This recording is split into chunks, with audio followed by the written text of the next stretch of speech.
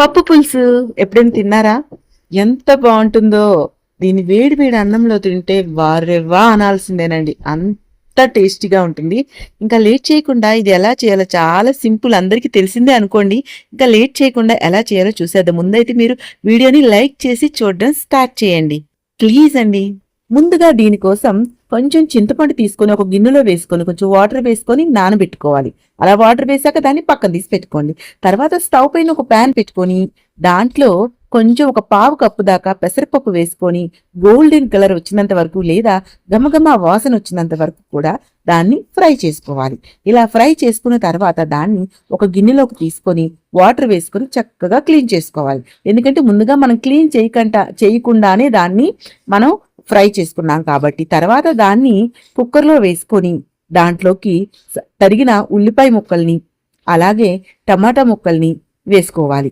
దాంట్లోకి కొంచెం పసుపు, పచ్చిమిరపకాయ ముక్కలు వేసుకొని కొంచెం వాటర్ వేసుకొని 3 విజిల్లు వచ్చినంత వరకు కూడా దాన్ని కుక్ చేసుకోవాలి. సో మీరు అలా చేస్తే పప్పు అనేది మెత్తగా, చూసారు కదా, మెత్తగా కుక్ అయిపోతుంది. తర్వాత దాన్ని పప్పు గుత్తి తీసుకొని మొత్తం కూడా మెత్తగా చేసుకొని పక్కన తీసి పెట్టుకోండి. తర్వాత దాంట్లోకి చింతపండు నానబెట్టుకున్నాం కదా, చింతపండు రసం వేసుకొని పక్కన తీసి పెట్టుకోండి. తర్వాత స్టవ్ పైన ఒక ప్యాన్ పెట్టుకుని దాంట్లో ఒక 2 టేబుల్ స్పూన్ ఆయిల్ వేసుకొని అల్లం వెల్లుల్లి జీలకర్ర ఆవాలు, ఎండుమిరపకాయలు, పచ్చిమిరపకాయలు, ఉల్లిపాయ ముక్కలు, అన్ని మసాలా దినుసులు వేసుకోండి. కసూరి మేతి కూడా వేయండి. టేస్ట్ అనేది గుమగుమలాడుతుందండి.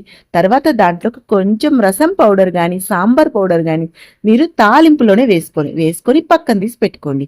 తర్వాత పప్పులో కొంచెం నీళ్ళు వేసుకొని మీకు ఇంకా పలుచగా కావాలంటే స్టవ్ మీద పెట్టి మీ టేస్ట్కి సరిపడా ఉప్పు వేసుకొని మొత్తం ఒకసారి కలుపుకొని దించే ముందు మనం తాలింపు వేసుకున్నాం కదా, దాన్ని వేసేసి ఒకసారి కలిపి మూత పెట్టేయండి. స్టవ్ ఆఫ్ చేసేయండి. ఇంకా మరగకూడదనమాట.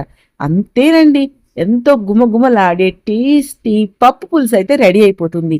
వేడి వేడి అన్నంతో ఒక పాపడితో తిన్నామంటే వారేవా అనాల్సిందేనండి. ఇంకా లేట్ ఎందుకు, మీరు కూడా ఒకసారి ప్రిపేర్ చేసేయండి. ఎలా ఉందో మీ ఒపీనియన్ని కామెంట్ సెక్షన్లో షేర్ చేసుకొని నా ఛానల్లో చాలా మంచి రెసిపీస్ ఉన్నాయి, ఒకసారి వెళ్ళి చూడండి ప్లీజ్ అండి. నచ్చితే సబ్స్క్రైబ్ చేసుకోండి.